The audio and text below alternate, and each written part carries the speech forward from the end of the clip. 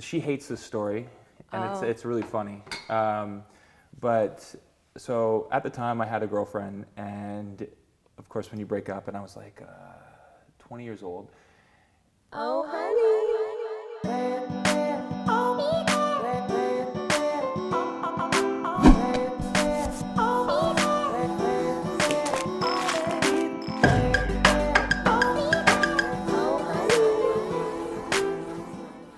Welcome to the OHoney podcast, where you get the sticky and the sweet with Summer and Amanda and Nick Bateman. Woo, woo, woo. Thank you guys for having me. No, thank you for coming all this way. No clue what we're going to talk about, but I know 20 minutes. But it should be fun. So Nick is a model. He also got your claim to fame through Instagram, right? That's how you built your audience. Yeah, I did. I was that generic guy who was posting shirtless selfies with his dog. But the early ones. One of the first. I found out the algorithm of, if I don't post a picture of food and I post a picture of me and my dog with my shirt off or me traveling, it kind of snowballs and the algorithm works. And it doesn't work anymore, but at least it did what it did. Yeah. So, well, now you're posting your baby and wifey and all that stuff. So that's so cute. Your baby is so cute. Oh, I have got to bring him by. He is so amazing. He was planned, obviously, and I never want to do anything. Every time I leave my house to go on like a boys trip or something, I like look around. I'm like, what am I doing here? I need to be home with my kid. So I really see what people mean when they're like, your kid becomes everything. You just become obsessed. I'm also lucky because he's not a nightmare. Like I was a nightmare child. I literally cried all the time, colic, and he sleeps through the night. He's just smiling. He's just he's awesome. Perfect baby. Yeah, I know everyone says that, but like he's pretty damn close. But okay, so you started with Instagram, kind of gave you like a following, but before that you've always been doing modeling and you've been with like agencies in Miami. Yeah, like modeling was kind of my first thing that put me into the world of entertainment. Before that, my thing was martial arts. I started karate when I was 4 years old, wanted to be a Ninja Turtle, started competing. A Ninja Turtle. Literally, that was my thing. Have you seen his bow staff stuff? So bow staff is a weapon that I was very passionate about, still am, but I competed internationally when I was like 12, regionally, internationally when I was like 15, won my first world title at 17.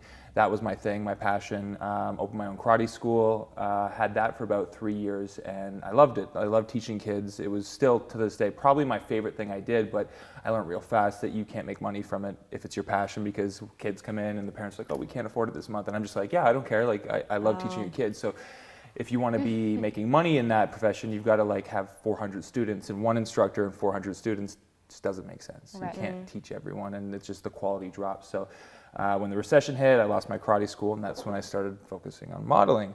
Wasn't really my favorite thing to do because I like things that I can train towards, and with modeling, once you kind of know your angles, you just kind of conquered it. You just get on set. Like obviously I wasn't good right away because repetition in anything is how you get good, but you do enough photo shoots and you learn it, you're done. It's just like you get on set, you're professional, you get the shot, you're out.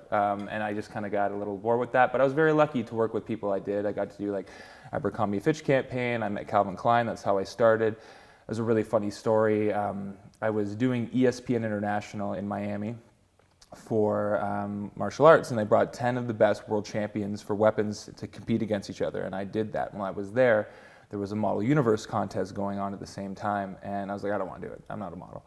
And if you saw what I look like, you would die laughing. I'll send you guys a clip, and you can pop it up on the screen somewhere right now. But I look like a hedgehog. There's I swear to God, there's a boy band in Canada called B44.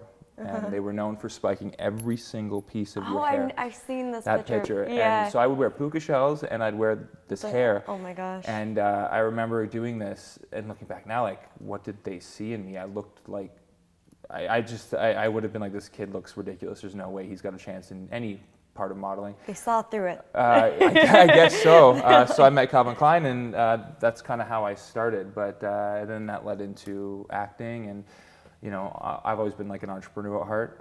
When I first moved to LA, I owned a modeling agency for about a year and a half. So it's just, I always like being an entrepreneur. I didn't know that. Yeah. I didn't know you had a modeling agency. Well, it kind of coincided with this Instagram because I realized real quick that, I could help other guys grow their following. And when I did that, I gave them jobs through social media, and I opened an agency called Rogue Management for a couple of years. And cool name. Yeah, I loved it. Yeah, I liked it because it was rogue. I was kind of rebelling against the modeling world because I didn't like take on the hedgehogs. I just don't like how agencies treat models. Yeah. It really bothers me that these agencies would always tell me not to talk to the client, not to be business savvy, and they really try to hinder you from having any type of business sense. They want to control everything for you. So if you do that your whole career as a female or a male model, by the time you're like 30 or something and they're done with you, you know nothing. And you don't have any connections, and you don't like all this hard work. I called it rogue because when I had my clients I worked with and the people I represented, I worked for the people I represented. I want them to be smart. I wanted them to talk to the client. I wanted them to build, them through like build relationships, like teach them how to, work it for themselves. But I learned real fast that the fashion industry doesn't work that way. It's still a little bit old school. Well, people don't like, and they're cutthroat. They don't want to see a new agency succeed, and it's a fickle industry, so I decided to get out of it. But being an entrepreneur, that's how you succeed in life. You start companies and they fail, and you learn from your failures. So 100%. Yeah. And I was signed with Wilhelmina for like a second. I never even did anything with them. I don't even know why I did it, but they wanted me to cut my hair, and I went in. They're like, okay, you have to scrub off your fake tan. I was like, this is my real. I was like, okay, you're gonna have to get rid of that tan. I was like, okay, that's gonna hurt. How do I get rid of it? Do I take off my skin? And they wanted me to cut my hair to this. I was like, fuck no. It's literally what they do. Out of here. They do you want everyone to look the same? They told me to lose weight. Literally, I was like, because I'm a martial artist and I had muscle. They're like, can you lose weight? Can you fit into like a 30? I'm like, no. Yeah. They're like, can you stare at the sun? I'm like, no. Yeah. I'm like, you want me to look like this malnourished, pale kid? Yeah. So that's another thing that made me mad, is telling people not to be themselves. I feel like it's changing now, though. Oh, it's completely changed, which is amazing. Like you see models on the runway that look like everyday people, like real people. Yeah. And then, so it's definitely gotten better. Well, I think social media's changed that, because back in the day, they were having people who are creative directors picking these models and kind of deciding what was best for the fashion world. Where now they're seeing through social media that people who are commercial looking and healthy and fitness, like this type of stuff is more lucrative, and that's what people want. They don't want to see these malnourished, no offense to the people they're picking, but people who are healthy work hard to be healthy. So I like that people want to have that now. So to me, when they're like, oh, you need to get skinny or you need to do this, it's like, well, if the girl's got muscle and she's healthy and she's got a tan or whatever, like, let her be who she is, because that's a stronger representation to me anyway. Yeah. So one of the things that got you to where you are now, because you also do a lot of acting, and you're very good. You put on like your own projects too, your own productions, which is a lot of work, and people don't understand the work that goes into it. Yeah. It's acting has been a passion of mine for a while. I have a long way to go. I relate it to martial arts a lot. So like I said before, anything that you're going to get good at comes with repetition. So I have to just repetitiously be doing projects to get to where I want to be. I'm not where I want to be yet. I think I'm a good actor. Great, I will be, but I don't feel I'm there yet. But like I said, it's all a learning curve. So yeah, I'm working on projects now. I have a movie called The Perception. I did it with a team here in Hollywood called Scissor Films, and they're just amazing. So I'm very lucky to be working with them. But yeah, I'm working on another film with them now called The Last Exit, which is going to be right up Eli Roth's aisle. Cool. It's kind of like Taken meets The Breakdown with Kurt Russell from 1997 meets Texas Chainsaw Massacre. Oh, so you love that movie. I'm a horror geek. I love horror films. I love all those like gory, over the top stuff. Like I remember when we were collaborating once, we were doing that Mr. and Mrs. Smith. Oh my gosh. And I wanted to have some like really cool like arm breaks and stuff. And it's like, we shouldn't have you like kicking my ass. I'm like, well, no, you're a strong woman and like you're a secret agent. We're fighting. I'm like, but people might perceive it with so we had a whole discussion about the creatives, but I got shut down. I don't know. I like Family Guy humor where it's like over the top and you're just like, did they go there? Yeah. Did that just? I love that stuff. But, yeah. So. I feel like always with that stuff too. Like once you start making that your genre, and people they expect that from you. Yeah. If you just if I have content that's comedic, and then all of a sudden I'm just like doing all this crazy stuff in the content that can like no, make but I people get feel. why you didn't, because you can't, because your demographic is a lot younger people who are impressionable, and you're trying to set a good example for them, which I admire. So Yeah, but well, you don't want to like a 12-year-old seeing a guy breaking a girl's arm, and I get that's that. the thing though, with like all of like my biggest demographic is 18 to 24. So I think they can like handle it, but I know you like, got everyone. I'm just saying you do Yeah. have a chunk that's younger, and Yeah. I know you appreciate being respectful of what they're seeing. So. Yeah, but I mean, but then again, I would do a movie that was like, if it was like a fully scripted movie, like going out and like, a big production with the whole like storyline behind it. It wasn't just like a one-off content for me. Then, no, I know, yeah. Yeah, then I would totally be about it. Okay. Good to know, good to know. Yeah. Keep you in mind. Yeah. she's like, don't chop me up. Yeah, don't X me out so fast. Like, geez. Well, Titles, I right? found out this is about relationships pretty much as I was driving here. So yeah, she hates this story, and it's really funny. But so at the time I had a girlfriend, and of course when you break up, and I was like 20 years old, I was literally just like, forget this, who's she talking to now? So I went on the guy's page of my ex-girlfriend at the time who she was talking to, and I saw this guy, and I'm clicking through his things like, who the hell's this dude? And I see a picture of a girl on his page, and I'm like, who's that? So I clicked on her profile on Facebook, and I'm like, oh, she's kind of cute. So I sent her this wink face on Facebook. Just in the moment, Was it like a revenge message? It wasn't almost? a revenge message, just like, oh, well, let's try and get the girl who's hanging out with this guy just to be a dick. Yeah, kind of like. Revenge. Yeah. Like, yeah, so we have revenge. Yeah, That's why she hates the story. No. This isn't the part she hates. I'll get to it. It gets even worse. So literally, she likes this part. It's funny for her. But so I messaged her this wink face, and she reads it and goes, "Do I know you?"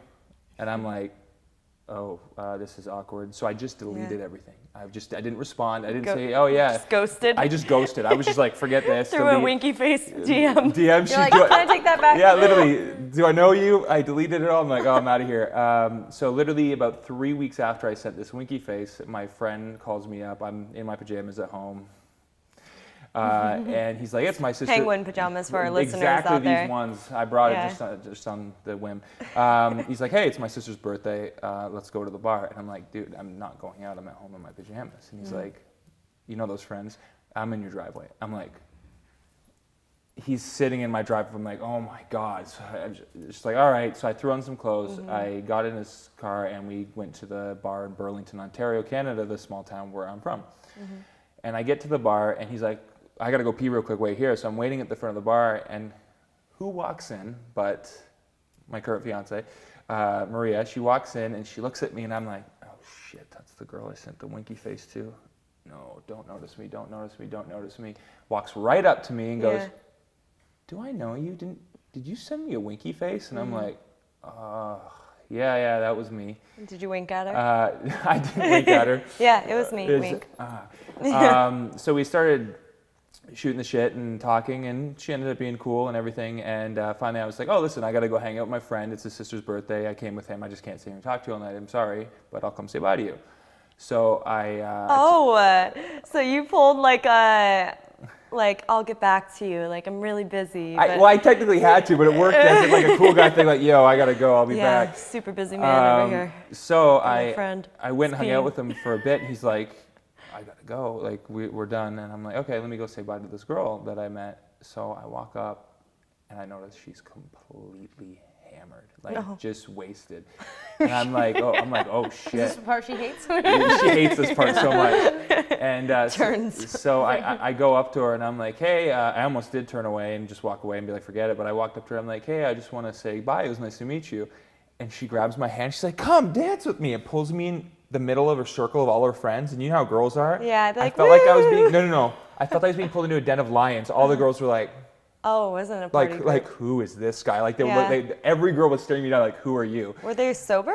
Yeah, I think that some of them were so, because she's got like friends who are really protective, friends who are like. She's like the party one, like, yeah, woo! Yeah, she's like, yeah. So she was like that. And I'm sitting there thinking, what did I get myself into? So I'm saying bye, and she's like, no, I'll drive you home. I'm like, You're gonna drive me home? I'm like, take care of you. Like, both of you and your egos at this point too. It was so funny. I'm like, you're not driving anyone home. She's like, no, I got a car. I'll drive you home. I promise. I'm like, no, I'm like literally leaving now. My ride is leaving. You can't drive me home. She's like, no. You know what? This is what I say to people when I never want to speak to them again. And I'm like, I swear to God, I'm not trying to be a dick. I'm like, my friend's actually leaving, and she's like, pinky swear me. We'll hang out again. And I'm like, okay. So I pinky swore her. I hang out with her again. And I saved her ass because at that point, if she didn't do that, I was like, I'm never hanging out with this girl again. Yeah. But you pinky swore. I pinky swore, so I felt obliged. And it's pinky. So yeah, but that's a real contract. Sommer lives by it. Yeah. She's like, are we doing this podcast? Pinky swear? All right. Well, I know for sure. It literally saved it, and I'm very thankful that she made me pinky swear her because I ended up going on a date with her about 2 weeks after, and she got blacked out again. No. Her family's Irish and English, so she's grown up with a very social family who loves to have a good drink. So, but no, I took her to a place called Hutch's where we had ice cream, and I skipped rocks and I sucked at it. I was trying to show off, and I'm like, oh, okay, no, it's not good. That was this chair. Excuse me. If we go on the Yeah. like, okay. Is that like the fifth time that's happened? No, first, okay, but good. I was helping you out. Oh, thank you. We have a lot of audio. They could think it's a fart. It's all right. Him and his but penguin. Yeah, ever since then, it's been great. The other one funny thing, she'll keep hating me for saying this, but I went under her Facebook the night after, and I saw that she had like 25 albums, and like 14 of them were her like partying with her girlfriends. And so much evidence. I was like, I'm not trying to be rude, but I just don't, like, I'm not into this whole party scene kind of a thing. Like, you seem like a nice girl. And then I went back on an hour later, and she had 6 albums. Oh, she deleted like 17 albums. No, the great thing about Facebook is you don't have to delete them. You can just put them private. Yeah. Back then, I don't think you could, because think about that. Oh, how long ago was this? This was so many memories. This was 11 years ago. Oh, fuck. Yeah. Yeah, that was. But the thing is, you said that, but you were going out too. I got forced to go out. He didn't want to go. His friend was in the driveway. So you weren't partying? No. I literally, when I was in my 20s, I was so focused on martial arts that I didn't really drink or do anything that much. It wasn't really till I stopped, and I lived in Miami for a little and lived in New York, that like, what if you're modeling in these cities, what else is there to do? Right. Like, I'm not going to stay in a model apartment and then all the guys are like, yo, let's go out, and I'm like, yeah, I'm just going to sit here in this bunk bed, like, so that's kind of what got me into, I don't do it anymore now because I have a kid, which is great. But. Yeah. Chase, I want to have a baby now and name him Chase. Name him Chase. How did you come up with that name? I don't know. I just always loved the name Chase. To be honest, I think one of my first times I really heard the name and liked it was from Entourage, like Vincent Chase. Oh, yeah. Like Vinny Chase. I was just like, I like that name. Does Chase. he have a middle name? John. Yeah. Chase John. So Chase John Bateman. John, why? That's my fiance's dad's name. Oh. So just to kind of like pay homage to him. Big John. He's crazy. Yeah. He's crazy. He is. He's from Belfast, and I can't keep up with him. Every time he comes to my house to visit, I actually get a little scared. Yeah. Because he's like, Nick, are we going to drink or not? And I'm like, so I always tell him, like, I'll drink the first day with you, John. And that's it. And then he just, when he's at home, he's working hard. But when he goes on vacation, this guy, I honestly told him if we built a house out of the beer cans that he drinks, we could probably build the entire city at this point. Whole village. So, literally. So he can You should. You should make some cool art with art with John's empties. Another entrepreneurial business. Pretty funny. Family business. Yeah. Do you want more kids, or are you good with one? No, I want I want one more for sure. And, girl or boy? Aiming for a girl. I'll tell you guys the name behind the scenes, but I'm not going to say it on here because I don't want people to take it. Oh, I've already done that on here, and people are for sure going to steal them. Is he going to steal him? Yeah, I don't know. It's just because I said, like, the first name that I had for a girl was Aria. And then literally we told a friend, and then they had a baby and they named her Aria. I'm like... Sorry to break it to you guys, but most names have been used. Okay, but not by your friends. But not by your friends. That's what I'm saying. You don't want it to, like, if your friend, like, if one of your friends Right. had a baby and it's a name, you're like, oh, I can't name my baby. Yeah, no, my mom's friends would name, because my siblings are Skylin, Bronson, and then me, Summer, and then Savannah. And they're all kind of like, Bronson's pretty unique name, Yeah. Skylin's pretty unique. Other people would start, my mom would get so pissed, she's like, Yeah, I named mine. like my Skyline. dad's a police would like start naming their kids like after us. We're like, That's like when I was little and I used to order like the honey mustard, and my sister started ordering the honey mustard, You're like, and I'm like, that's my thing. it's like Step Brothers with the fancy sauce. It's my fancy sauce. Oh my Make gosh. your own that's fancy sauce. exactly. Yes, I love Step Brothers. I never clicked. Now it does. Yeah.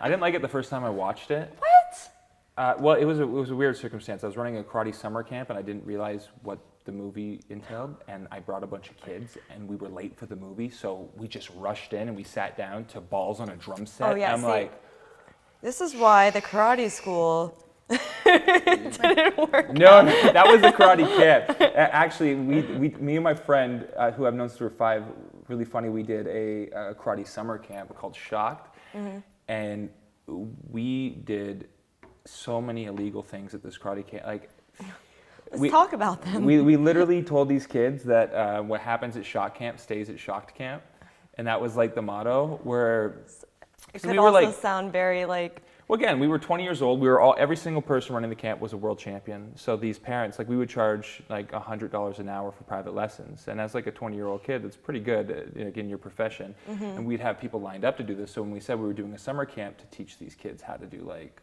bow staff and anything that we could do, these parents like jumped on it because it was rare to have these kids train with us. But when they came, you know, we're a bunch of 20-year-olds, so we would literally leave the oldest kid to watch the kids, and we'd go out at night to the bar, and we'd party, and we'd come back completely drunk. And then one of the instructors from New Jersey ended up buying a bunch of alcohol, and he hid it in his bag. And one night we came back, and the kids got into the alcohol, and we're just like they're like rats or something. literally. Oh my God. So, and we were mischievous, so we do like Oh my prank calls and gosh. stuff. So we showed these kids like one of our like classic prank calls, and every time we leave at night, these kids kept prank calling the convenience store like that was below them. And they called the cops because these kids were like going overboard with these. But literally, I won't go into more detail because there's some more stuff. But it was pretty funny. So it was funny. The first year we had 15 kids, and then since these kids loved it so much because it was so crazy. It's like the party summer camp. Literally, the next year we had 50 kids in our camp. It's a great strategy you got there. Get the kids linked. Yeah. If my kid ever came home and they told me, "Hey, Mom, at summer camp, they told me what happens at summer camp stays at summer these are camp." karate Like, kids. what type of teachers? What are they doing? Well, these are karate kids, so they're so loyal. So like when you're in karate, you respect your sensei. So we were sensei. So if we tell them, like, we didn't do anything salacious. It was just like when you're in karate. Like I remember when I was doing karate tournaments, I was drinking when I was like 13. Like I was. No, my mind wouldn't go to drinking though. My mind would be like sexual things that. Oh yeah, no. Just like that boy, message, I'd girl, be or like, was oh it my only gosh. boy? No. No, it was mainly there was girls and boys in the camp, but it was like ages like 5 to like 17. But no, the kids. I know slept. you didn't do that. Oh yeah. No, but the kids slept on the karate school floor, Yeah. so it was just like it was really old school. But you know, a bunch of 20-year-olds trying to, run a karate. It was fun. It was funny. Yeah. Do you guys have 17-year-olds? If you're 20 and they're 17, it's pretty much so similar in age. It's like, Yeah, but when you're like doing martial arts in that world, Yeah, and it's you're like a different. world champion, and you're like, because the thing is, they relate it to more not age, but like how long you've level. been doing it. Yeah, since I've been doing it since I was 4. At that time, I've been doing martial arts for 16 years old. 16 years. I'd had like world titles. So even when I taught karate, it was weird for me because I'd be 18, 17 teaching karate class, and I'd have high school teachers come in and bow to me and be like, "Sensei, thank you so much." And then I go to school and I'd ask to go to the bathroom, and the teacher would be like, "No, sit down." And I'd be like, "Excuse me?" I'm like, "If I have to piss, I'm going for a piss," and I just walk out. Because to me, I'm like a respect. I'm all, like martial arts teaches you all about respect. So I would respect a white belt or this or that or elderly the same way, but I expect, a general amount of respect back. So when I go to school, I'd be so thrown off because I'm used to these high school teachers bowing to me and being thanked for me teaching them. Where I go to school where they teach me, I'm respectful, but they're not respectful back. I'm like, let me piss, motherfucker. Pretty much. Oh, honey, it's time for our sweet sponsor, Manscaped. Valentine's Day is just around the corner, so it's only fitting that this important interruption is brought to you by Manscaped. Manscaped is the best in men's below-the-belt grooming. Have you thought about what you're getting your loved one this year? How about a gift that's for you and for him? I'm talking about the Manscaped Perfect Package 3.0. It's the perfect package for his perfect package, if you know what I mean. I personally love it when a guy is manscaped. It's so important. When my boyfriend comes into the bedroom, he is super clean down there, and I love it so much. And that's why it is really a gift for both yourself or for your loved one. So make it happen this Valentine's Day. Treat yourself and treat your loved one. Inside of the Manscaped Perfect Package, you'll find their Lawnmower 3.0 trimmer, which features skin-safe technology and will prevent your man from cutting his nuts. It's also waterproof, which prevents a mess on the bathroom floor and in the sink. Thank the Lord, because I just hate it seeing all those hairs around the sink. It's so gross, and Manscaped, you're saving relationships here by providing this new product for us. So thank you for that. Give the gift that'll make your Valentine's Day spicy. Ladies, this is the perfect gift for you and for your man. And trust me, he will thank you. So get 20% off and free shipping with the code HONEY at manscaped.com. That's 20% off with free shipping at manscaped.com and use code HONEY. Stay sexy this Valentine's Day and Manscaped. Well, we have this thing that we do called the Honeypot, and this is where our honeybees write in their diary entries and we give them advice. Okay. So, aka you too. So I'll do the first one. Want me to get it? Or? Yeah. You can do the second. I had it for like 2 seconds. I just want to be dramatic. Do I get one? No. You can read mine if you want. Oh, he can read it. Oh, that's good. Yeah, we've never done this before. This is from a viewer, and Yep. so you read it and you give them advice. Mm-hmm. Okay, cool. But usually we read it, but look, you can read it. Yeah. Okay. This is a great new thing. Here you we can go. start it off with, oh, honey. Oh, honey. Fan question 2. Hi, my name is Nathan. I have a question. I got out of a relationship a few months ago. After she broke up with me, I thought she was the best and I loved her, but she told me she never felt the same. I'm only in high school, but I wish I could find the one. I want true love, but I don't know how to find that special someone in life because I have no car. I'm only 15 in a small town. Didn't he say 16? Only 15 in a small town. Do you believe in true love? How do I find the one? He has no car, so it seems like he's not going to find true love. I can't find true love, I don't have a car. Well, at that age, those 16-year-old girls want a guy with a car, right? So you're like... That's, I get where he's coming from. That happened to me. Get a bike. I got kicked out by a guy with a car. I remember I was dating a girl, and I was like, hey, let's hang out. She's like, oh, I'm hanging out with this dude. I'm like, oh, a guy with a car. It's very valuable. But nowadays there's Uber and all that stuff. So maybe just like get a job, save up for some Uber money, which is cheaper than a car. Then my advice would be to, first off, it's going to be really hard, Nathan, for you to find true love at age 15. Anyone you think you're in love with will probably end up not being the person, maybe, if it is, you're lucky. But I would say be the nice asshole. Treat a girl like a princess, but if she steps out of line, stand your ground, because a girl doesn't like a guy who's a pushover. there it is. So, me and Amanda are like, You are yeah. right. It's true. Can't deny that. So Yeah, but what does he do about the car? the car, Or she's like, yeah, take me on a date. find a girl with a car. Ooh. Yeah, Literally, I didn't Definitely. get my license, Nathan, until I was 22. Really? Yeah, and my girl had the car. So she was my chauffeur. She drove me everywhere. That's like another, like, she's your sugar mama. Yeah. She's your chauffeur mama. She was my chauffeur mama. I literally didn't have a car, and she drove me. So Nathan, the moral of the story is find a girl with a car. Find yourself an older woman that doesn't just, if he's I 15, mean, he's so- got a permit only. Yeah. I thought he said did he change We're not his age? sure what his age is. It went from, okay, no, it's 15. Oh, it's been 15. Okay, Nathan, you ain't lying. We got you. Well, because in Florida, you get your permit at 15. Same with Colorado. Yeah. But don't you have to drive with another human being? Yeah, an regardless of the adult. license? Mm-hmm. Yeah, so don't go that much older, Nathan. Don't find an adult that you could drive their car and drive them around. No. He finds like a child molester. He's like, guys, he writes in again. He's like, This took a hard left turn. Yeah. Don't do that take it to, either. like, another level. Don't hop in any vans. No vans, no white vans. It's No a vans. stereotype, but He's going to meet a really pretty girl. She's going to pull up in a white van. He's like, Amanda warned me about this. Get away from me. better safe than sorry. Run and call 911 on a real note. All right, so let's go into question number 2. You want me to read it again? Mm-hmm. All right. Do so well. might as well, huh? Fan question 1. You read them backwards, by the way. So my question is, how do you get out of the friend zone? Is it even possible to get out of the friend zone? Either way, I love you guys. I started doing more photo shoots because of you guys. Trying to get some cool content to show the world. Sincerely, David. Ooh, David, cool content. David with the cool content. Wow. The friend zone, eh? How do you get out of that? The friend zone. Dun dun dun. I don't know. That's He's such a good friend. Friend. Or even worse than friend zone is brother zoned. He's like my brother. like I'm your brother. Facts. It's on Wikipedia. It's so funny. God.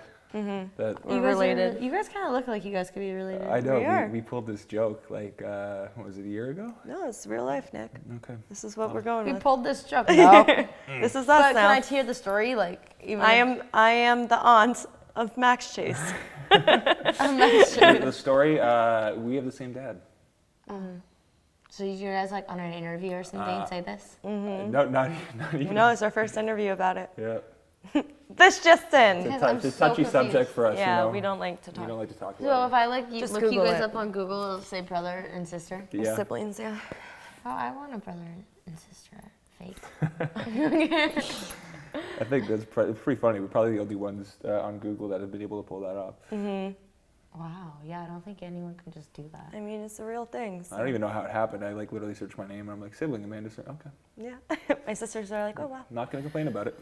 Yeah, your sister. You said your sister's like, I'm not even on there. What's going on? Yeah, I was like, I just, it is what it is. Yeah. It is what it is. All right, well, I want to hear. All right, so you met Maria. Mm-hmm. You met her how many years ago? Almost 11 years ago. 11 years ago, and you met in Canada. Yes. And then this is when you were doing karate. Yeah. And then from there, you were like, modeling opportunity, I'm moving to Miami. Yeah, I moved around a bit. I went to Miami for a couple months, New York for a couple months. Before Maria, I lived in Italy for a couple months. You know, the typical model BS where you gotta kind of travel and build your book. So yeah, I did that for a little while I was with her, and then finally decided that, you know, she was working in a hospital as a cardiovascular technologist, and she didn't like her job, and I was like, you're not doing this. Like, you don't like it, you're quitting. So I made her quit her job, and this was about 4 years ago now. We packed up everything we had into our car and we drove to LA. Oh, together. Yeah. That's so cute. Was Yeah. it hard for you guys to be together when you're like traveling with your modeling? Did she have trust issues, or were you guys just Yeah, good? you know, human beings grow together, and you know, it's normal for someone to have trust issues if I'm at the other side of the world because she's in Canada, I'm in Miami or wherever, and you know, I'm around all these beautiful girls. So we obviously had moments where trust came into factor, where because I'd be going out and partying and stuff like that, and I don't blame her. At the time I would get frustrated because being like that young kid, not knowing about relationships, getting mad at her for not having.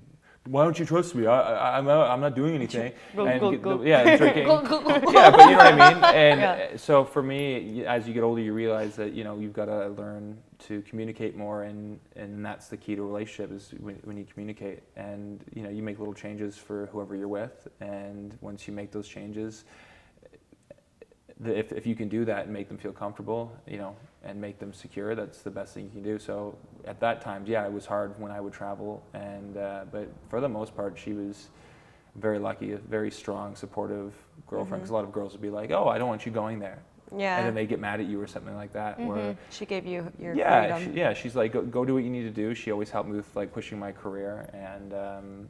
Yeah, because you guys kind of work together too, right? We do now. She, I kind of didn't have her on my social media for a bit because I felt that my whole shtick was the hot guy on Instagram, and I didn't want to, like, in the way that I used to think like Megan Fox was, like, she's still beautiful, but like when she was Transformers and at that time, if you saw her boyfriend, you'd be like, oh, well, she's taken. Well, no, it was like that. Like when I found out she had a boyfriend, the kind of like allure of like, oh, Megan Fox, I was just like, I still found her beautiful and everything and compelling, but I was just like, no, that fantasy's kind of gone, so it kind of fizzled out. Isn't that what I always say?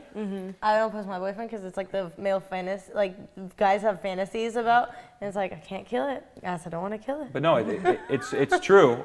So like I didn't do it for a while, and then I, funny enough, started posting her because I was like, I just can't do this anymore because it's such a lie. Because I'm in love with her and I want to show my life because like for me to be prancing around like I'm single just looks weird when I'm actually in a long-term relationship. So funny enough, now my content does the best is with her because people want to see the relationships are big on social media. People want to see that they aspire to have a strong relationship. So my top most liked photos now or videos are me with my baby or me with Maria. Which is funny enough. My following has gone down, but my engagement's gone up. So I've obviously lost a bunch of people who only follow me for, like you said, the allure. And I'm getting to the point too where it's like, I don't really care if you only follow me for that. Don't Sommer, follow whether me. you know it or not, it's out there. Yeah, it's on all of these podcasts. I just like it to be. I like my relationship to be private because girls are crazy. Girls say like, oh, there must be something really special about him if she's with him. I'm gonna try to get him. Like I just don't even want to deal with like that. So. Yeah, no, it's true. But I thought the same things. And then when I first posted her, she got a lot of like messages from girls, like crazy girls saying stupid shit. But it fizzled out. It doesn't happen anymore. She gets a lot of support. She just started a blog. So she's, doing new things and I'm helping her grow in that kind of field. So I don't know where my phone is. But yes, of course. This is how you know you're finally a dad when you're pulling out the baby pictures. So cute. Yeah, he has a full head of hair. He's a full head of hair. He's I know. Just. This is Sommer's favorite thing. Yeah, I love his babies. hairlines. Oh yeah. So, and I love babies. Yeah. And I love Yeah, I barely have a hairline. I have a 3 head. Most people have a 4 head. And look how close my you do hairline have is a to my tiny eyebrow. forehead. Super tiny forehead. Yeah. So super tiny. hopefully forehead. I go have a like a little. 5 head, so. Hopefully I lose a little hair. All So with this, we both look like we have like a 10 head problem. yeah, that's my joke. I have a 3 head. So. I have a 3 head. But yeah, when you have a baby, you'll be so. What's the thing that attracted you the most to Maria? Her heart. Yeah. Yeah, I've gone all over the world. I've met the most beautiful girls that you can imagine, and they all lacked something that I saw in Maria that I just loved. And whether it was like a small town feel or something, I loved that part of her that I couldn't find. Even moving to Hollywood, like I met women that, when I was a kid I had crushes on that I became friends with, that I was just like, oh, if I told like 17-year-old Nick that he'd be hanging out with so-and-so, he would have been like, what? Yeah. Holy shit. Yeah, like I would have, but it made me realize that, I've been all over the world. I've met the people that I would assume that I would want to be with in a heartbeat, and none of them have ever made me feel the way that Maria does. So, yeah, I'm very lucky that I've been able to, because the truth is, like, it's been 11 years and I've never rolled over and looked at her and been like, oh, I'm sick of you, or like I just want to be with, sometimes you get sick of people. That's a great sign, yeah. Yeah, so I've never just not wanted to be around her, where I've just been like, oh, I'm kind of sick of you. And I've lived with her, I've been around her, I've never been around anyone else as much as I've been around her. And the fact that I've never gotten sick of her or been annoyed in any way, I'm just like, that is a great sign. So yeah, definitely it's her heart, because the thing is, you can find people who are financially well off, successful, driven, whatever, but to me what it stems down to is heart, because you can't teach someone to have a beautiful heart, but you can teach someone to, if they're not successful, to push for success, to change who they are in a business mindset, or follow their passions. You can always help people realize those things, but I don't think you can teach someone how to have a great heart. Such a good point, yeah. So. Yeah. 100%. And did you kind of learn that's, what you wanted through experiencing those different type of relationships? Were you guys ever on and off, or were you Yeah, we had small moments where we were off, and when you're off, I would go out and realize even more why I didn't, like I'd go out and party, and I'd be like, again, you're like fishing in the wrong part of the ocean, but if you're going out to a club, because those are the type of people that you're going to want to meet anyway. But I knew, because when I would have these short breaks, I'd feel like I missed her, and I'm like, oh, I don't want to do anything else. So yeah, I kind of like when you know, and I never really had that. Like, I was in love with my first girlfriend madly, and she kind of broke my heart. And after that happened, I dated another girl that was before Maria. That was like a filler girl, which I felt bad saying that, but at the end of the day, I didn't really like her. I was just trying to get over the first girl. Rebound girl, yeah. And I remember like watching The Notebook and being like, I want my first girl back. And then finally, literally. With the new girlfriend, you're like, she's like, what the fuck? Are you really upset about the movie? Yeah. And then, I wasn't. I never watched it with my girlfriend. I watched it alone. Before you found the filler. Yeah. No. Well, I was with the filler. That's what I was saying. I thought he was watching it with the filler. Yeah. Crying. Yeah, I was watching it while I was with the filler, but not actually with her. I hope the filler doesn't watch this. She would never watch it. Yeah. No. But then I met Maria, and funny enough, after I met Maria, a month into the relationship, the girl that broke my heart came back and messaged me and said, so pretty much what happened is I was dating this girl for 2 years, and I was like madly in love, and then I was in college, and she moved back, and she started hanging out with a guy that said was just a friend, and I was like, hey, whatever. And then she's like, oh, he's ugly, it means nothing to me, yada, yada, yada. And then literally I moved back to be with her, and she ghosts me. And you're gonna laugh so hard at this because it correlates to poor Nathan here. It was the guy with the car. I was broke at the time. I just finished college. I was opening my karate school. I had no money, and because I couldn't pick her up, this guy picked her up in his car, and I was like, where are you? She's like, I'm out with this guy, and I'm like, I lost. I'm like, okay, we're over. So I ended it, but I was still madly in love. Did you get that feeling in your stomach? Oh, horrible feeling. Yeah, it was the first time I had my heart broken, and I was just like, this sucks. Like I didn't know what to do. I was kind of depressed, and she ended up getting engaged to this guy like 6 months later. Like, I'm glad you think he was ugly. Literally. She was really excited about the car. I guess so. The car must have been real pretty. So she married this dude, and then a month into my relationship with Maria, she was like, hey, the marriage was a flop. You're like, well, I could have told you that. Literally, and then I was... Did the car break down? Just kidding. But at that time, I was over her, and but it made me realize, like, if I was over her completely, which I was, because 2 years or a year of being like, I want her back, and then just like that, I'm like, no. So did it feel good, just being like, nope? Yes and no, because like I was so happy that I was in love and over her, but the Nick that was like 6 months before that was sitting on that couch watching The Notebook, visualizing her coming into my karate school and me being like, oh my God, we should get back together, like that, all that BS, cheesy stuff. That Nick was like, what are you doing? What are you doing? And then I was like, dude, you're good. Like, you're good. It's so funny how like that works when you think tables turn. Yeah, and you think your world is over, and then all of a sudden you just don't care anymore. Like it just, time gets you to a point of where you just don't care. Yeah. And then you could just literally like walk away and never look back. You're like, do. It does hurt though. Like I feel bad because I have a bunch of friends who like I'll see them opening up to someone the first time, and then I see them get hurt, and then they go in downward spirals where they're like, they don't, like I had one friend who didn't treat women the same. Like he used to be like a gentleman, open doors for him and do this, and then the girl broke his heart. Doing it?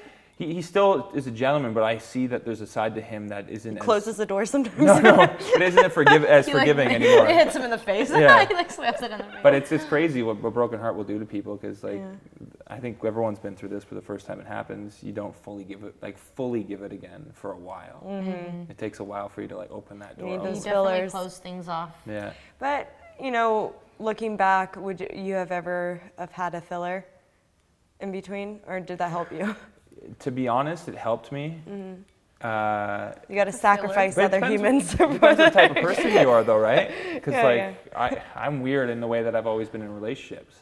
Like I don't think I've been single for more than 3 months since I was like 16 years old. Mm-hmm. Why is that? I don't know. I don't know. I Then you've had dogs. I've had tons of dogs. Yeah, I like my mom worked at the animal hospital. I was growing up, so I've never not had a dog my entire life. Cats, dogs, raccoons, squirrels, crows. I've raised everything. Yeah. But no, ever since I was 16, at 15, I had a girlfriend, and then I would be single for like a couple months, and then for some reason, the first girl that I kind of liked was just like, boom, okay, we're dating all of a sudden, and so it just.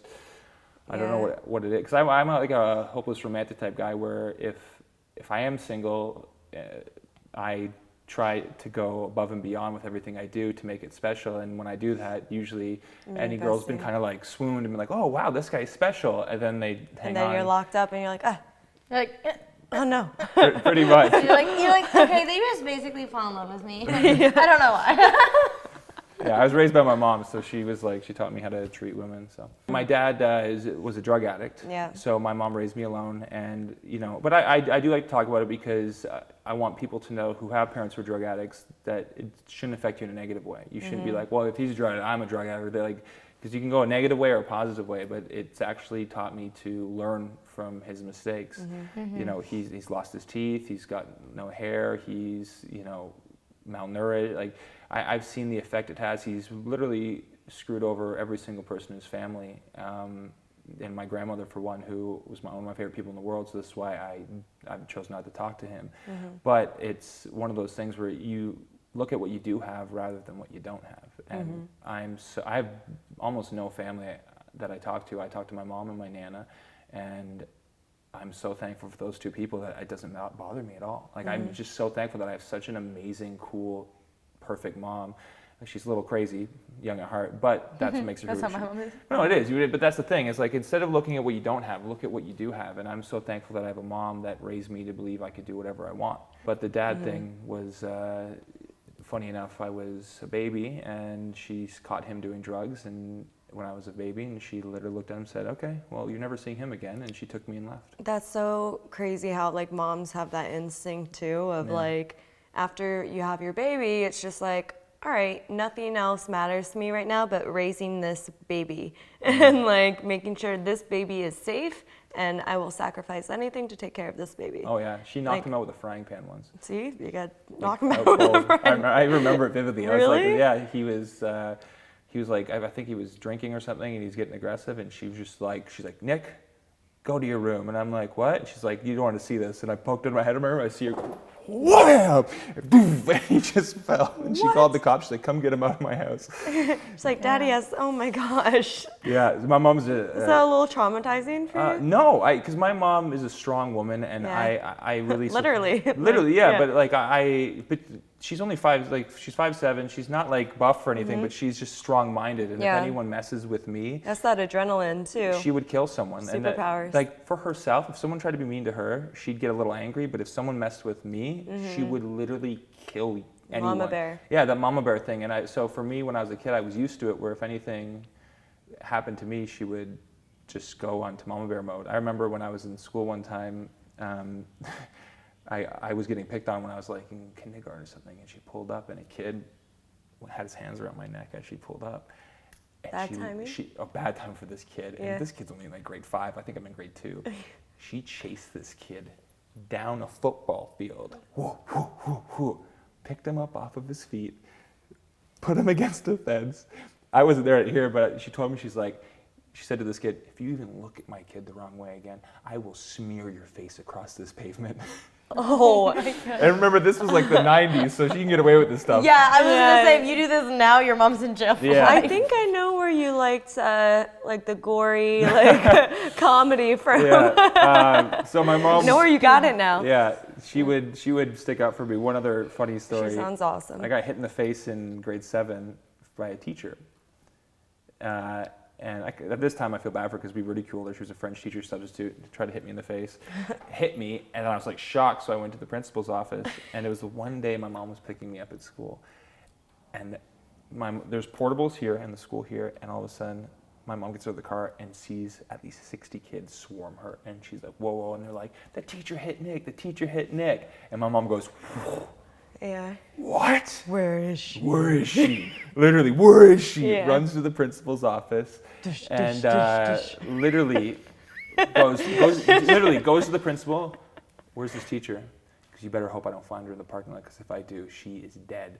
And they're like, wait here, Mrs. Bateman, we'll get her. Mrs. Bateman, hi. Yeah, Ma'am, they're all would you like scared of my mom at this point. CBDT. So they bring her in here, and my mom goes to her. She's like, do you have kids? Do you have kids? And she's like, yeah. She's like, why don't you bring them down here so I can smack them in the face? And then all my friends were holding my mom back, and they're like, no, Mrs. Bateman, no. yeah. So literally ever since then, my mom was like a cool mom. For all in the elementary school, like, how's your mom doing? I'm like, good. They're like, tell her to come in and kick the teacher's ass. I'm like, no. She's good. So. Nobody mess with Nick. She's off the block right now. And then does she put you in karate? Yeah. I told her I wanted to be Ninja Turtle, and she put me in. Literally, yeah. Sometimes I didn't want it. 4 years old. That's when I did it too. Yeah. But I only did it till I was 13. Yeah. And then I was like, all right, got my respect, responsibility for everybody I meet.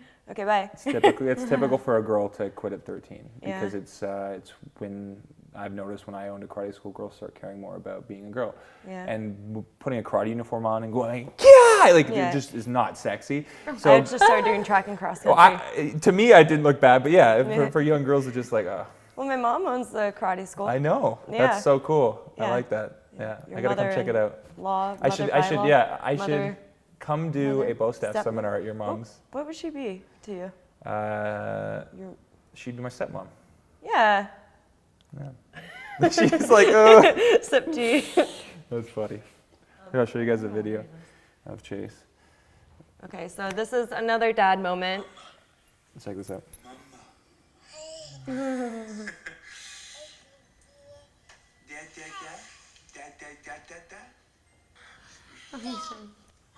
You ever say dad? Yeah. Good job. Say it one more time. Was that the first time? Yeah. Yeah? You got it on camera. He says it one more time. Look at this, guys. Dada, He's so close to saying it. dada. Come on. He's got that da, but not. So at least we got a dad. Look how cute. He's so cute. Yeah. No, but he's always happy, always smiling. You know what you used to do though is show pictures of your dog, I know. both of your dogs, and then now. They've been replaced. No, I spend so much time with them. They're biggest sucks, but I get so many messages from people on social media being like, "You're a dick. You don't pay any attention to your dogs anymore." And I'm like, "No, I do. I just don't post them. Like, I just obsess with my son. Like, my dogs sleep in my bed with me. My son doesn't. So like these dogs. Do your dogs feel different? Do you notice anything with them that they're like? Joey, the older dog, is always had only child syndrome. So he just like we brought Kiva. He's already felt that way. Yeah, he's already felt that way, but he's Yeah. just like he sees Chase and he's like whatever. But Kiva, the younger Yorkie, loves him. It's usually the middle child that is That good loves with both. it, Yeah. But no, they're good dogs. They're awesome. I'm still obsessed with them. I love animals. I'll never get over it. Any new dogs? Are you gonna get a third dog? I'm thinking about it. Really? Yeah. Because I want to get a dog for Chase. Oh. I think when he's like 2 years old, I want to find like a Frenchie or something like that for Yeah. him, and I want to name it Django. Oh, that's cool. But There goes that name. Bye. well, dogs I don't care. Anyone can name their dog Django, but like a baby's Yeah. important. But a dog's a dog, right? Yeah. Like the name's like you can steal Django all you want, guys. I feel like you should wait until he's like, I don't know ages of babies, but when they start being able to do things. At 2, he'll be walking. He'll be talking. At 3, can they be like taking care of things? Somewhat, yeah. So Like- maybe like when they're 3, go fill the water, Chase. Yeah. No, I got a cat for Easter when I was 1, Yeah. and we named him Key because I couldn't say Kitty. Because I was like, Key. Mom's like, name's Key. Yeah. Yeah. And I had him till I was 18, so I don't know how I took care of him when I was 1, but It's like I feel like A parents bond, take care of maybe. them, and then you can like slowly Yeah. start taking. But I like that there's that bond of it's an unspoken bond. Like for me, I was. Oh, you can watch them communicate. Yeah, like I would grab my cat and squeeze it, and which was not good because but I didn't know better as a baby. But No, of course. what I found that I loved is this cat would like let me squeeze him, and then sit down and just like sit next to me, and just relax, which is rare. Most cats would be like either scratch to get away. He loved me so much that like he would let me do whatever. I could squeeze my cat and he'd just be like, oh, I love you, whatever, man. Yeah. So I like that kind of built bond from the beginning. So yeah. Did your perspective on life kind of change after you had Chase? Not really. Just because... Or your priorities obviously change a little bit. No, they change, but since growing up the way I did, my mom always made me the priority more than herself. So even before I had a kid, I knew that I was going to be like that. So it's not like I was like, oh, all about myself, and I had my kid, that I was just like, I everything I've done in my life, I've kind of planned. I'm like, I want to get a house, then I want to get a kid, then I want this. You did it just like that? Yeah, everything I wanted, I've done, which anyone can do. You just have to, believe it and then work hard to get what you want. And it's the same word I keep using is about repetition. If you repetitiously practice successful things throughout the day and you do that all the time, to fail is hard. You just have to do it. That's the hard part, is doing that repetition, successful things every single day. But discipline. That's literally what it is. It's discipline. It's self-love. If you can love yourself enough to discipline yourself into doing stuff that will put you in the right place to be successful, you'll be successful. So. Preach. But yeah. Preach. Yeah. Yeah. Well, going back to the marriage thing. Yeah. Because you said you kind of planned everything leading up to that. Was it in your plan to have a baby first and then marriage? Yeah, just because I grew up Catholic and all that stuff, and then as I grew up, I realized I wasn't religious. I respect people who are religious in their beliefs, but I ended up finding myself more spiritual into energy. I carry energy stones with me, this type of thing. Yeah. So the marriage wasn't something I was putting as a priority. I was doing it more of a celebration with my friends and family and my fiance. And I know as a woman, I think a woman deserves, if she wants it, like a really cool, awesome wedding. It's a special moment. But to me, it doesn't really have anything to do with religion when I think of a wedding. So when I think of a child, that to me is so much more important than a wedding. So you didn't care? I didn't really care. I just wanted a house so I could have a proper house for my child. And then as far as the wedding went, I wanted to wait till the right moment, and I ended up proposing on our 10-year anniversary in Burlington, in our hometown, literally where I took her on our first, not where we first, our first official date. Because the first time I met her was that Skipping Rocks thing. Yeah. It was just like, hey, let's hang out. But the first official date. What did you say it was called? It was called Hutch's, but the place I took her was called Easterbrooks. Oh. It was a hot dog and ice cream place as well, because that's all I could afford. They're so cheap. Yeah. And then there was a nature walk where I grew up, and I took her down where there's this elevated wooden path, and it's above all this forest area, and there's chipmunks, and it just looks magical. So when I was broke, I'm like, oh, let's go on a nature walk, because it's all I could really afford to do. So you guys improvise. Even if you don't have money or a car. Well, to be honest, I think all women can agree that it's the little things that make the biggest difference. If you write a thoughtful card over giving a girl it depends what type of girl you are. The type of girl that I would want to be with is the type of girl that would like little genuine things that mean something. Like when I proposed to her, I took her on a baby moon to Monaco, Paris, Venice, and you'd assume that's where you'd propose to someone, and I purposely didn't, because I'm like, that's cheesy. That's where all guys would propose. So instead, I tricked her, and I said, we're going back to Burlington for your dad's surprise birthday party. He doesn't know, but he knew that we were coming back just so I could propose to her, and I took her to that exact spot, and I took her to that spot on July 17th, 10 years to the day.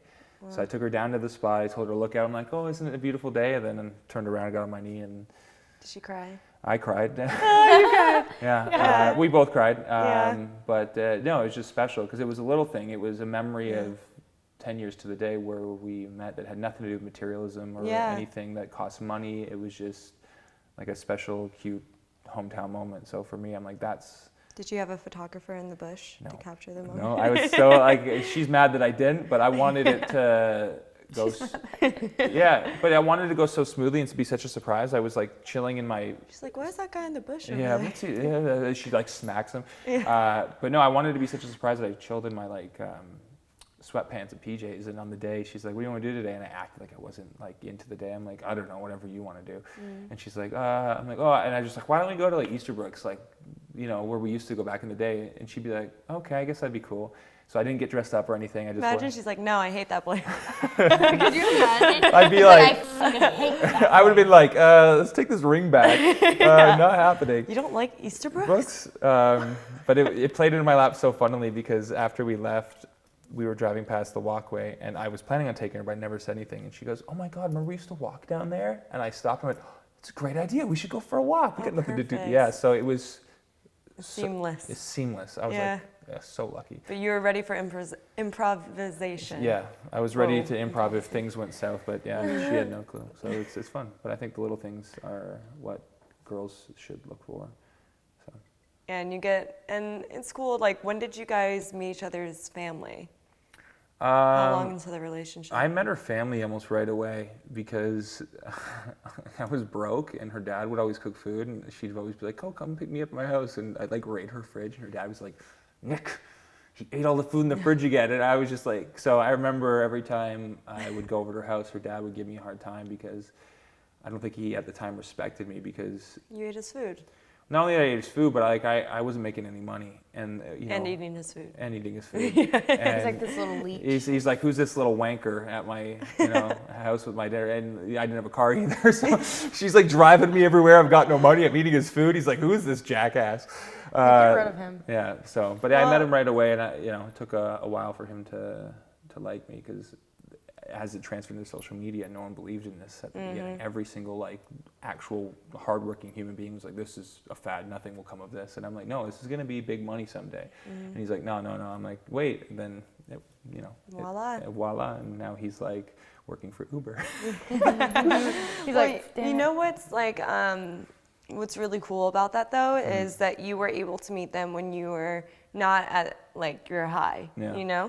Like you were still needing a car, like you still weren't making money with the karate school trying to figure that out. Yeah. And then you were able to find your way and then still have those people that supported you even at your low. Like a lot of times it's the reverse. Yeah. Like they get you at your high and then when you get to your low, it's like, bye. Yeah, and the thing about your fiance is that she knew you before you were anything, when she was driving you around, so you know it's real. Exactly, yeah. She knew me when I was, shaved face, literally. I lived at my karate school. Yeah. So when she visited me, I had a little room in my karate school with a cot, and I lived at my karate school, and I was the only one working there, and my overhead, I don't even know how I did this, my overhead was $4,000 a month.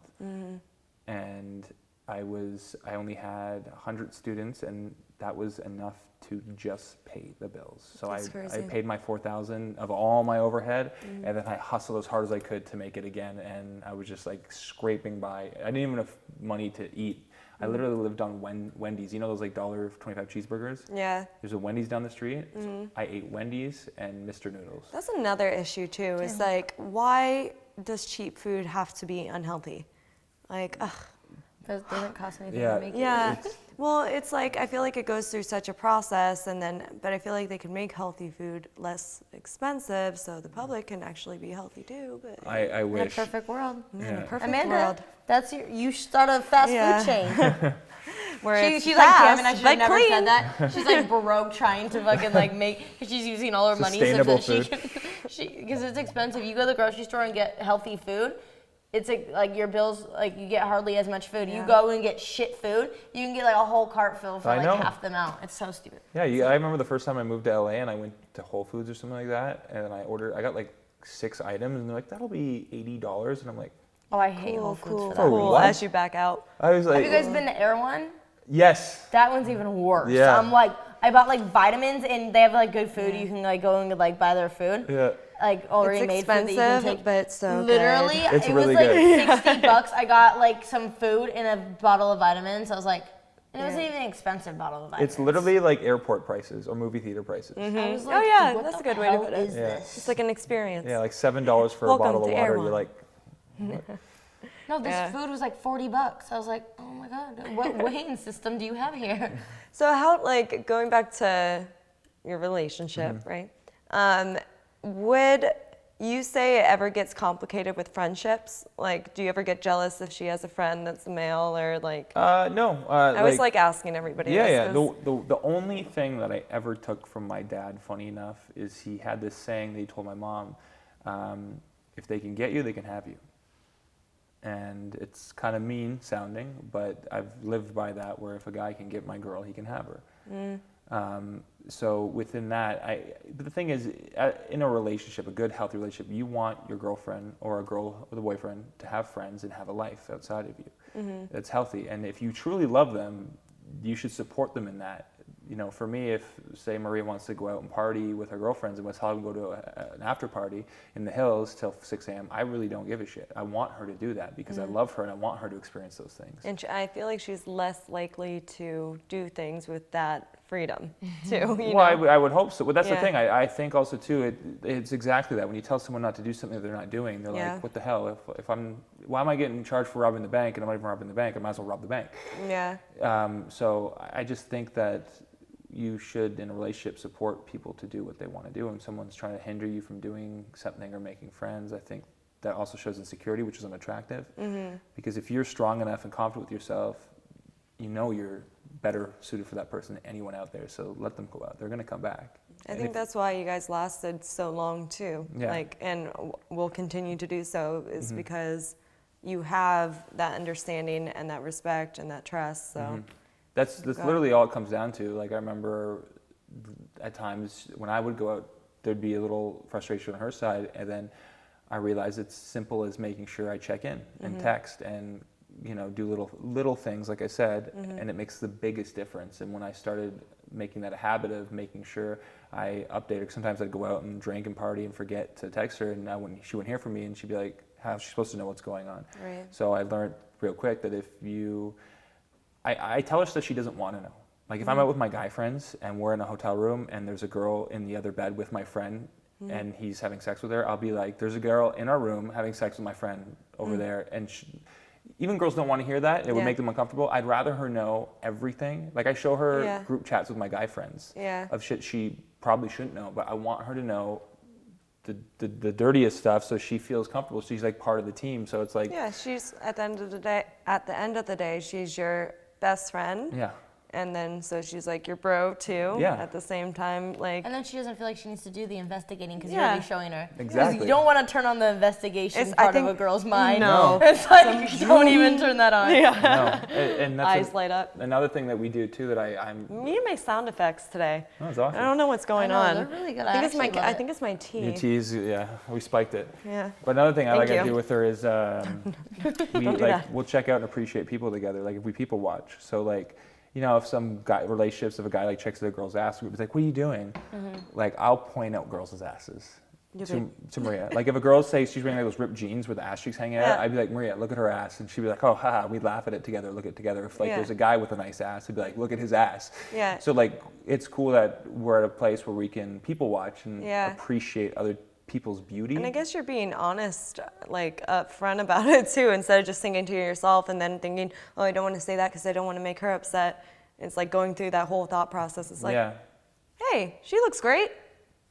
And then but I think the brutally on. honest, it appreciates it, you know what I mean? Because like, again, I could appreciate a good-looking guy. Like, if I see a good-looking guy, I'll point it out to her. Even if she doesn't see it, I'd be like, yo, that's a good-looking dude. She'd be like, oh my God, he is hot. Yeah. And what do you think about Johannes? Oh, great-looking guy. Honestly, I get all happy. I've been low-key liking his pictures for the last little bit, and I haven't met him, so I was like, I'm excited to meet him. But no, ever since I saw you guys start a relationship, I've been super happy because even before you guys were together, I would see him in your videos and stuff like that, and you can just see how genuine of a person he is. Some people, when you see how they talk and act and speak, you can just see who's got a good heart. And I'm happy for you because I can see probably out of a lot of the people that I've seen, like I'm sure all these people are nice and I haven't met them all, but a lot of the people I saw in your content, he was probably one of the best people with like a heart that I saw.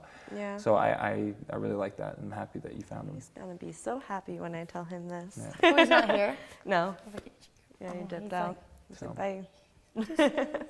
Well, thank you so much, Nick, for coming and doing this, like, and hanging out always. Yeah, it's so fun. Make Good sure you guys check out Nick's profiles. He's on Instagram. All you're gonna see is babies, so be warned. Yeah, get and a rare excited. shirtless pic. And we'll put links to all the stuff that he's working on down below in the description too. So just keep updated with him. And my brother and I, aka Nick, or aka brother, Half brother. Yeah. Make sure to listen to our podcast on the go on Spotify, Apple Play, all that good stuff. And we're working on some things together too that we will tell you about also. Game changers. We'll show you. Well, yeah, I'll Did fill she you show in. you? Oh my gosh. I didn't Did fill she you show you? in yet. No, not yet. Yeah, we can show her after.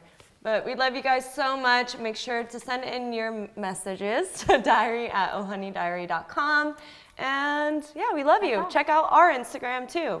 Oh, I Honey know, we Diary. never say that. Yeah, it's the first time. Oh, Honey Diary. I'm pretty sure they all follow you guys already. Yeah, hopefully. What about our podcast page is what we're talking about. Oh, Oh, yeah. Honey Diary. Yeah, We need some we help. got multiple. Love you guys. Love you guys. Bye.